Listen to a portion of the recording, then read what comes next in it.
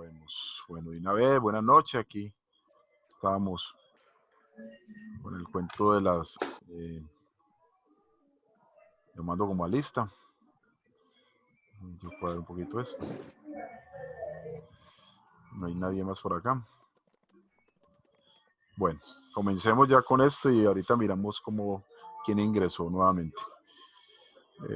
Minimicemos esto.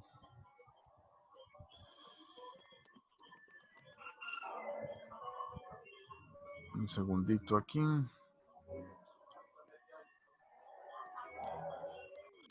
Ya podemos comenzar de una vez. Arranquemos de una vez con esto. Creo que se vieron la semana anterior una película que mandé a que se la vieran. ¿Cierto? Se vieron El pasante de moda. Sí, algunos la habían visto, pues, y los que no la hayan visto, pues fue una película algo divertida, pero tiene un trasfondo bastante interesante desde la parte de administración y desde del recurso humano, sí que más. ¿Cómo les pareció? Profe, mucho, pues. Profesor, buenas noches. Buenas noches. ¿Quién llegó por ahí? Andrés Castrillón. Andrés, eso, porque estamos llamando a lista aquí, Andrés, listo, presente Andrés. Gracias, Andrés, bienvenido. Gracias. Bueno, la película, ¿qué tal les pareció? Muy buena. Muy agradable, ¿cierto? Película, muy buena. Sí, muy agradable, y el trasfondo de la parte del recurso humano bastante interesante, ¿no? Sí. Prácticamente lo que conversamos acá. Deja enseñanzas para la familia, súper bueno. Para la familia, bueno, también sí. Hay que tener presente que más allá de trabajar también está primero la familia. Sí. De la parte empresarial importante, de cómo manejaba ya a muchacha la empresa, el manejo de personal. Mire, por ejemplo, la escena en que ella desconocía esa carga de trabajo tan impresionante que tenía la secretaria y ella no le importaba, etcétera, etcétera. O sea, estimulaba por un lado, pero por otro lado no estimulaba. Entonces, las empresas son diametrales, hay que mirar un conjunto. ¿Listo? Entonces, hoy también vamos a ver una película. Voy a dejar una película para ver esta Semana Santa. Van a ver una película, ahorita hablaré un tris de la película. Porque vamos a conversar hoy sobre las implicaciones de las teorías humanas, pero la importancia de los grupos. Hay un poquito en la película se alcanza a ver cuando hay un grupo, ¿no? Y se creó un grupo como tal, y aunque un señor de mucha edad frente con unos muchachos, pero igual era un grupo, se conformó un grupo, un equipo de trabajo. Entonces, en esta teoría, recordemos que la semana anterior vimos en el comportamiento humano, se demostró que la parte psicológica era supremamente importante, y eso no lo conocían. Por lo tanto, le hicieron un experimento. Hicieron un experimento que motivó a pensar diferente en la forma como se estaba trabajando. Entonces, aquí en la parte grupal también van a aparecer ciertas cosas. Voy a nombrar ciertas cosas de todo el documento que son 23 páginas, pero voy a nombrar a grosso de muchas cosas del documento. El documento lo extraigo de un buen libro, el libro de Chavenato es prácticamente la Biblia de la administración, entonces es un buen soporte para conversar de eso. Dice aquí el surgimiento, ¿sí se ve claramente el texto o lo pongo un poco más grande? ¿Se ve bien? Okay. Está bien, profe. El surgimiento de la teoría de las relaciones humanas aporta un nuevo lenguaje al repertorio administrativo. Ojo, se habla ya de motivación, de liderazgo, de comunicación, de organización informal, de dinámica de grupo, entre otras. Entonces se va a empezar a notar eso en la parte grupal. Se critican con dureza y se dejan a un lado los antiguos conceptos clásicos de autoridad, la jerarquía, la racionalización del trabajo, la departamentalización, principios generales de administración. Entonces, aquí lo que van a mirar es un conjunto, o sea, hay jerarquización cuando hay unos mandos que aún existen los mandos, pero la jerarquización ha cambiado la forma. Ya hay una primera instancia del ser, conocer a la persona que está allá. De repente se comienza a explorar la otra cara de la moneda. El ingeniero y el técnico ceden el paso al psicólogo y al sociólogo. Mire que se están teniendo presentes estas dos ramas de la ciencia tan importantes y prácticamente de la salud mental. El método y la máquina pierden primacía ante la dinámica del grupo. La felicidad humana se concibe desde otros puntos de vista, pues el Homo economicus, la economía humana, cede el lugar al hombre social. La revolución en la administración que se destacó el carácter democrático de esta ocurrió al borde de la Segunda Guerra Mundial. El énfasis y las tareas de la estructura es sustituido por el énfasis de las personas. O sea, siempre ya lo sabemos que las guerras, eventos globales van a crear cambios. En este caso, creó cambios sociales y cambios en la empresa. Con la teoría de la relación humana surgió otra concepción sobre la naturaleza del hombre, el hombre social, basado en los aspectos siguientes. Primer aspecto importante, primer aspecto, los trabajadores son criaturas sociales, complejas, tienen sentimientos, deseos y temores, o sea, sus emociones, ¿no? El comportamiento en el trabajo, como en cualquier lugar, es consecuencia de muchos factores motivacionales.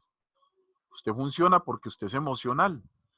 Muchas veces, muchas empresas optan por decirle a uno, por favor, aquí no se puede enamorar. En esta empresa no se puede enamorar porque no va a tener relaciones con sus compañeros de trabajo. ¿Por qué? Porque hay emociones. Y en esas emociones hay tendencias, hay mucho se ha escrito sobre eso, que se van a cometer errores cuando encuentran el cuento del amor. Pero, como son emociones, ¿cómo las evita uno? Ahí empieza el trasfondo. Muchas veces se declaran las emociones y en algunos casos alguno tiene que ceder el cargo o lo hacen bajo, como dicen, sin que nadie lo sepa, pero eso es complicado. Dos, las personas están motivadas por ciertas necesidades que logran satisfacer en los grupos sociales en que se interactúan.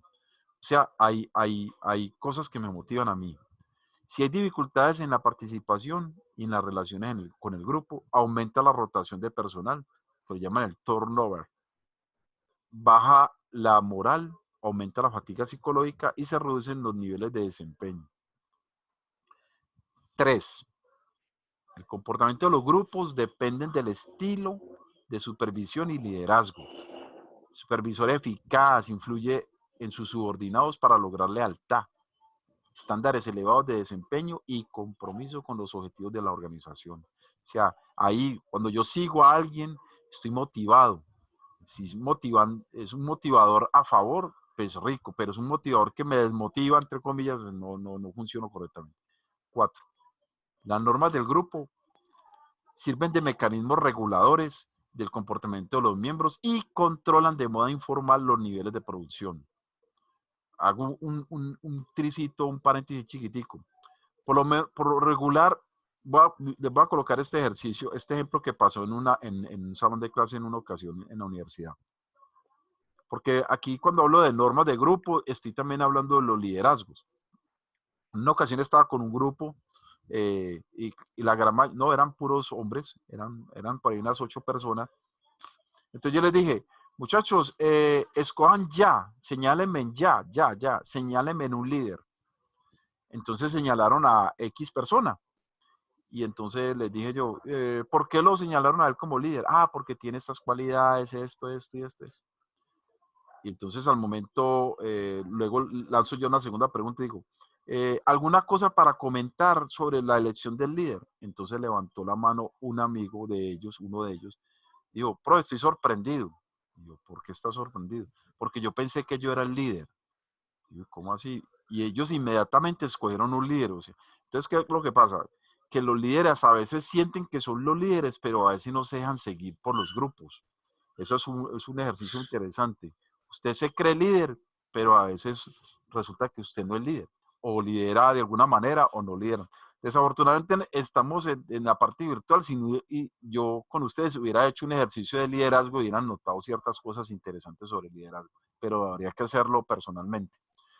Bueno, sigo ahí y termino para preguntarles. Entonces, las normas del grupo sirven de mecanismos reguladores del comportamiento de los miembros y controlan de modo informal los niveles de producción. Este control social puede adoptar sanciones positivas, estímulos, aceptación social, entre otros, o negativas, burla, rechazo por parte del grupo, sanciones simbólicas, entre otros. Pregunta hasta ahí. No, profe, ninguna. Interesante. Esto es una cosa, esto que vamos a charlar aquí tiene que ver mucho con la psicología, es bastante Pero, interesante. Dígame. profe, pues yo viendo también lo del liderazgo, es que muchas veces ser líder a veces es una carga muy pesada, porque por ejemplo, usted toma una mala decisión y a veces el grupo lo discrimina por esa mala decisión, Claro, o claro. no suceden las cosas como tenían que haber pasado, y eso es un caos el berraco, porque es que, mejor dicho, ¿sí me entiende? Todo influye también de suerte. Yo digo que también a veces la suerte para un líder es esencial, no solo pues tener buenas decisiones y saber tomarlas. Claro, claro. No, es que es una suma de muchas cosas. Yo Muchas digo somos. que, Dime, claro, perdón, claro, yo digo Alicia. que un líder tiene que tener mucha vocación, ¿sí? Porque no todos son líderes, ¿sí? No todos pueden ejercer ese don porque es un don. El líder es de paciencia, es de tolerancia, tiene muchas cualidades importantes, ¿sí? Que forman a esa persona y se hace ser reconocida por los demás. Entonces, para mí, en mi opinión, un líder tiene que tener vocación, así como hay vocaciones para otras cosas, ¿sí? Pero yo pregunto, por ejemplo, ¿qué es mejor de un líder? ¿Tenerle respeto o tenerle miedo? Porque, por ejemplo, yo tenía XY una vez por allá, un líder, y a ese tipo todo el mundo le tenía miedo. Ese tipo hablaba y todo el mundo corría. Y tenía XY otro líder, y al tipo no le corrían, pero le tenían respeto. El líder no hay que tenerle miedo, pero sí respeto, ¿sí? Porque el líder tiene que aprender a liderar también respetando y sabiendo dirigirse a sus demás compañeros o bueno, a las personas que tengan al momento a cargo. Muchachos. Por ejemplo, la compañera Yarley acaba de decir algo muy fundamental en un líder, el respeto, también el respeto a la opinión, saber escuchar, preguntarle si está de acuerdo. Al líder Eso se enlaza o tiene relación con lo del empoderamiento. Por ejemplo, yo pongo este ejercicio. Por ejemplo, cuando uno hace CQB, que es un curso por allá del ejército que es de combate urbano, el CQB es muy complicado porque, por ejemplo, no todos pueden tomar la decisión de ser líderes y a veces cuando le designan el liderazgo a un soldado y hace las cosas bien, hace quedar mal al suboficial o al oficial, que muchas veces llevan más tiempo. Y como el ejército es de jerarquía, entonces ahí también la jerarquía influye mucho. Ser líder, la verdad, eso tiene que ser una combinación, eso tiene que estar más preparado que un yogur, tiene que tener un poquito de todo, pienso yo, no sé. Sí, sí, y pues ante todo el líder, o sea, la tarea más importante del líder, como lo dije inicialmente, no es demostrar miedo, ¿sí? Todo lo contrario, es brindar motivación, es hacer que las personas que están a su alrededor se sientan conformes y se sientan seguros, que puedan acatar todas las indicaciones que el líder les da sin tener que estar pensando, es que si no lo voy a hacer, no, qué miedo con tal persona, no. El que demuestra temor no es un líder. Para mi concepto, ¿no? Bueno, sí, ahí tiene razón, pero la verdad también supongamos uno está manejando, digamos, 20 personas y uno acomodarse a las 20 personas le queda a uno muy difícil. Es mejor que esas 20 personas se acomoden a uno. No, Pero efectivamente. entonces yo creo que ahí no sería un líder, porque ¿cómo va a imponer que todo el mundo se acomode a usted? No. Es usted dar el ejemplo y dar como un tipo de motivación para que te sigan o te apoyen, ¿sí? Porque eso sería imponerlo, no sería Correcto.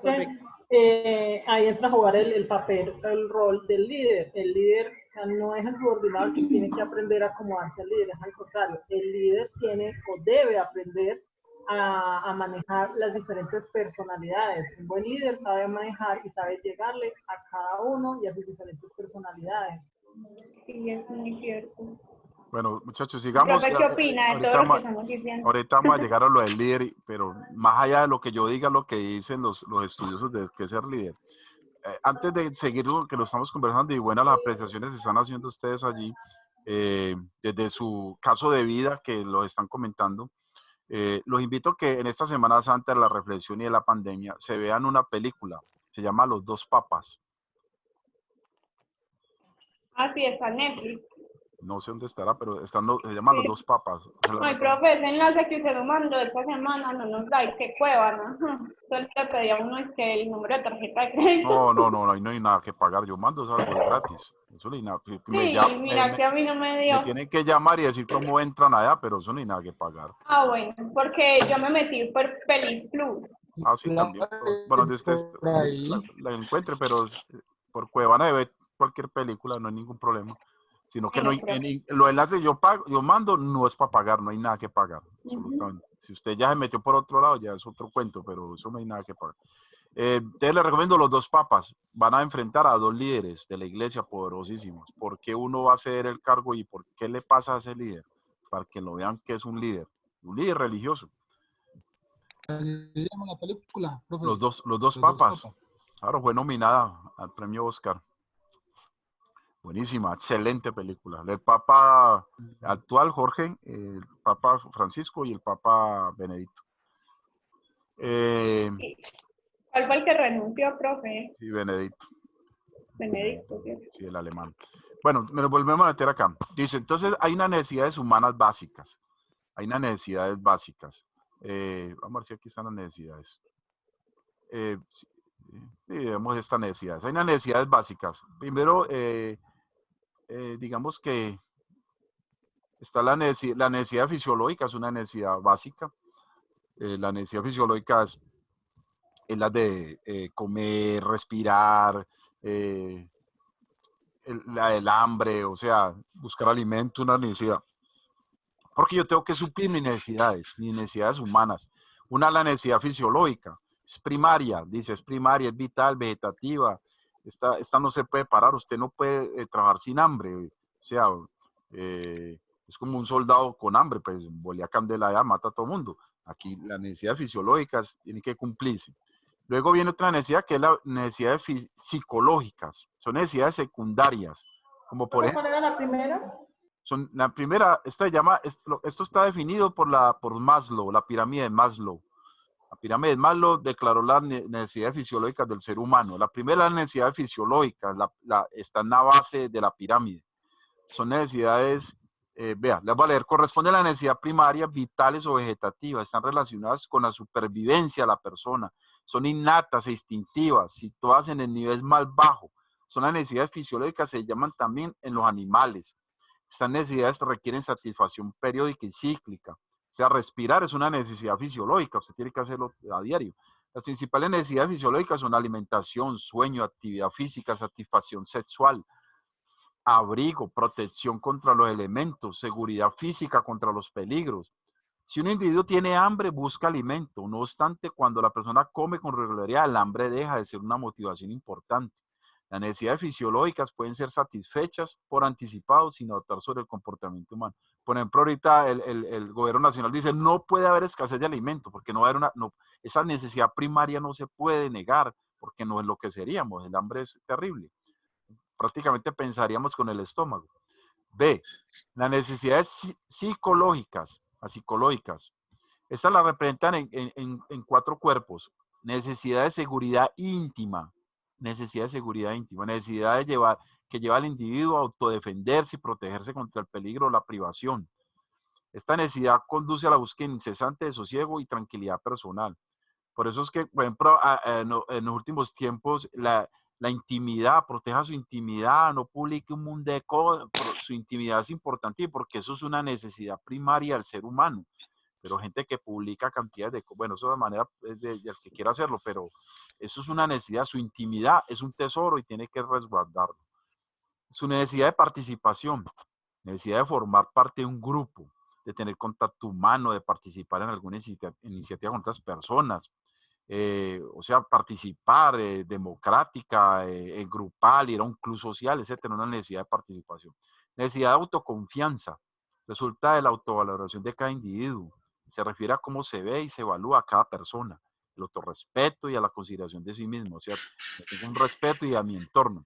Y necesidad de afecto, Necesidad de dar y recibir afecto, amor y cariño. Muy emocional esa necesidad.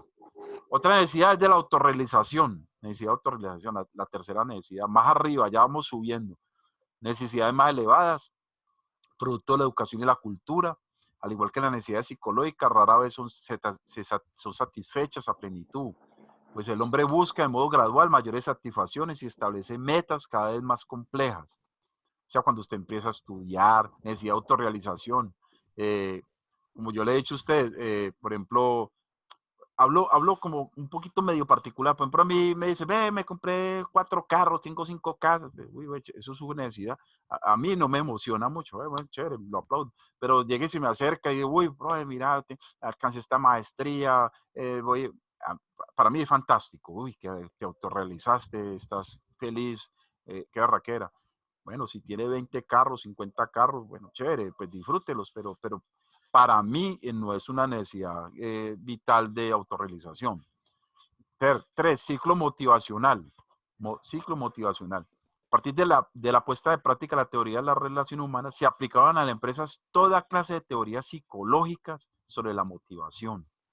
Se comprobó que todo comportamiento humano es motivado y que la motivación es en esa tensión persistente que lleva al individuo a comportarse de cierta manera para satisfacer una o más necesidades. Entonces, si usted no está motivado, usted lo pueden liderar como quiera, puede tener mejor líder que usted tenga al lado, usted no está motivado, usted por allá no va.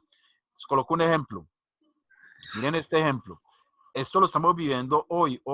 El aislamiento, estamos encerrados, todo eso. Pero tenemos unas ventajas, podemos llamar a mis amigos, podemos vernos. Ustedes pueden ver la motivación, por ejemplo, miren este ejemplo. En la carrera espacial, estaba un astronauta, llevaba como 3 o 4 meses orbitando a la Tierra, estaba haciendo un trabajo el astronauta.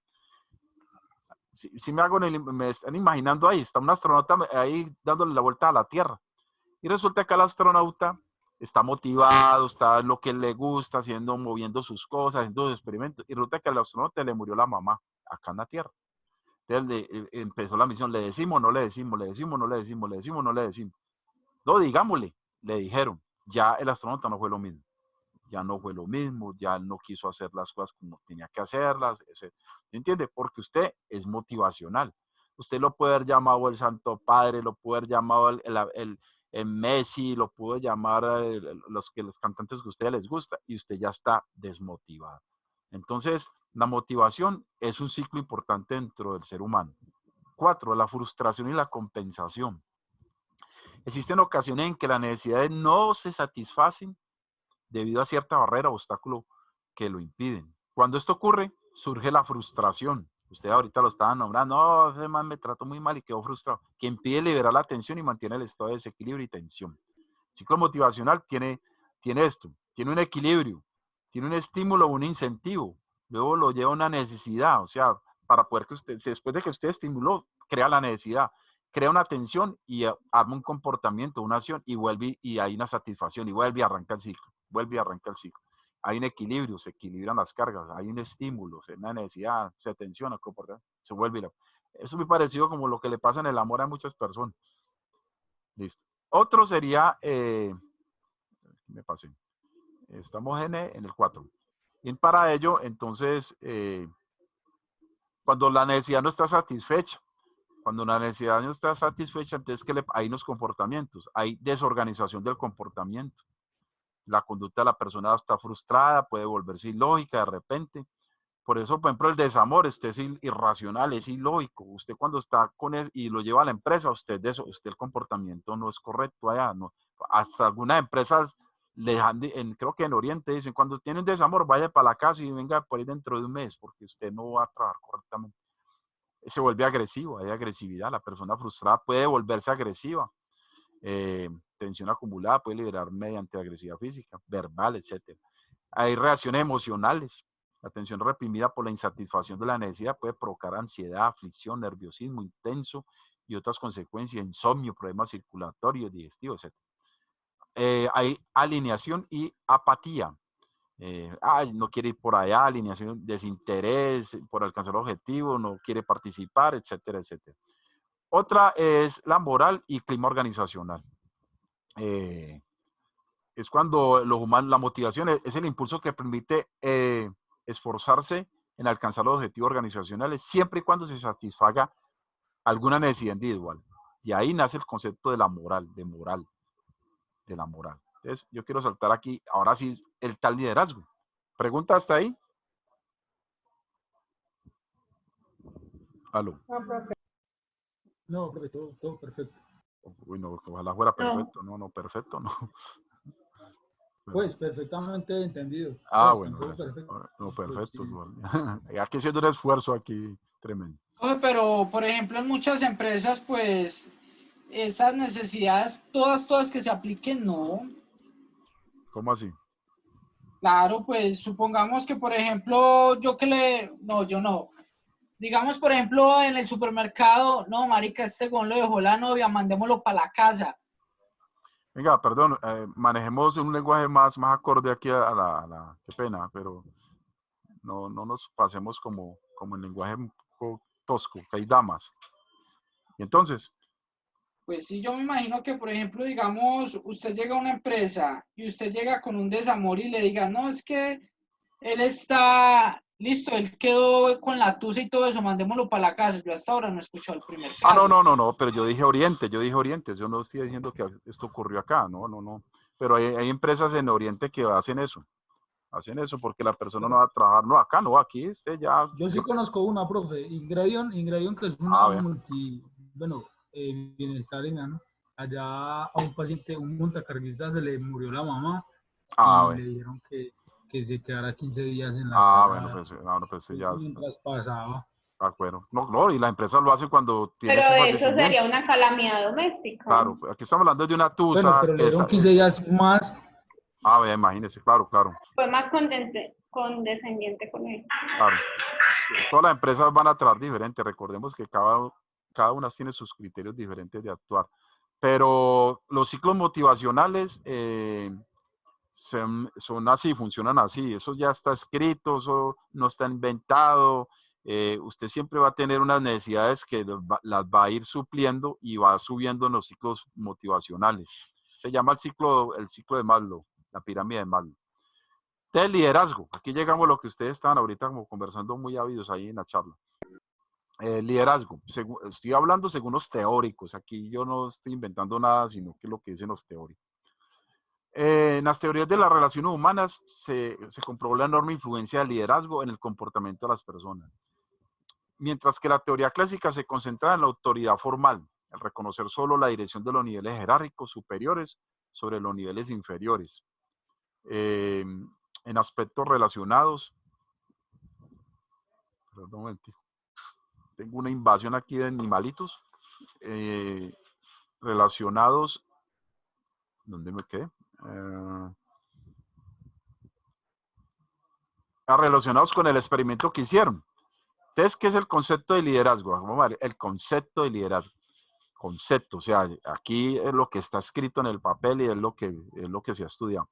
El liderazgo es necesario en todos los tipos de organización humana, ya sea en las empresas o en cada uno de sus departamentos. También es esencial en las funciones de la administración, porque el administrador necesita conocer la motivación humana y saber conducir a las personas. Esto es ser líder. Voy a repetirlo otra vez. También es esencial en las funciones de la administración porque el administrador necesita conocer la motivación humana y saber conducir a las personas. Esto es ser líder. Según los autores de la teoría de la relación humana, el liderazgo puede verse desde perspectivas diferentes a saber. Mire pues. Miren, por ejemplo, aquí, cuando la motivación, niveles de moral y resultante de la motivación, cuando la moral es muy elevada, hay fanatismo, hay euforia, hay actitudes positivas, hay satisfacción, optimismo, cooperación, cohesión, colaboración, aceptación de los objetivos, buena voluntad, identificación. Pero cuando la moral es muy baja, hay actitudes negativas, insatisfacción, pesimismo, oposición, negación, rechazo de los objetivos, mala voluntad, resistencia, dispersión, abulia y agresión. Entonces digo acá. Sigo acá. La influencia es una fuerza psicológica, muchachos, la influencia. Una transición interpersonal en que una persona actúa para modificar el comportamiento de otra. Ojo, la influencia es una fuerza psicológica. Una transición interpersonal en que una persona actúa para modificar el comportamiento de otra. O sea, el ser influenciado es porque su interpersonalidad está fallando, alguna cosa ahí. La influencia abarca conceptos como poder y autoridad. Como poder y autoridad, incluso la manera de provocar cambios en el comportamiento de las personas y de grupos sociales. La influencia. El control representa la, ¿qué dice aquí? Y no, la palabra no la agarro. Y en tentativa. La tentativa es de asegurar la influencia. Es decir, desencadenar las consecuencias previstas por quien ejerce la influencia. El poder es el potencial de influencia, el poder de una persona sobre otras, el poder. Es la capacidad de ejercer influencia, aunque no garantiza el ejercicio de la influencia. El poder es influencia potencial que puede ejercerse o no. La autoridad, el concepto más restringido de estos, es el poder legítimo, el poder de una persona derivado de su posición en una estructura organizacional. En consecuencia, el poder legal se acepta socialmente. Entonces, el poder lo podemos ganar, ¿no? Porque hay influencias para llegar al poder. ¿Qué es el liderazgo? El liderazgo como proceso de reducción de la incertidumbre de un grupo. El liderazgo como proceso de reducción. El grado de cualidades de liderazgo demostradas por un individuo depende no solo de sus propias características, sino también de las características de las situaciones en que se encuentra. El liderazgo es un proceso continuo, ojo, de elección que permite a la empresa avanzar en dirección de su objetivo. Entonces, cuando traigo a la empresa un buen líder y el líder crea los objetivos y empieza a trabajar hacia allá, está liderando correctamente la empresa, la está liderando, la está llevando hacia unos objetivos, a un buen rumbo, la está llevando con buenos vientos, como se dice. Es un buen líder. Yo voy a tenerme aquí por un momento porque sacaron los 40 minutos. Ya regreso para que prosigamos. ¿Listo? Eso, profe. Bueno, profe. El mismo link. Sí, siempre el mismo. Ah, bueno.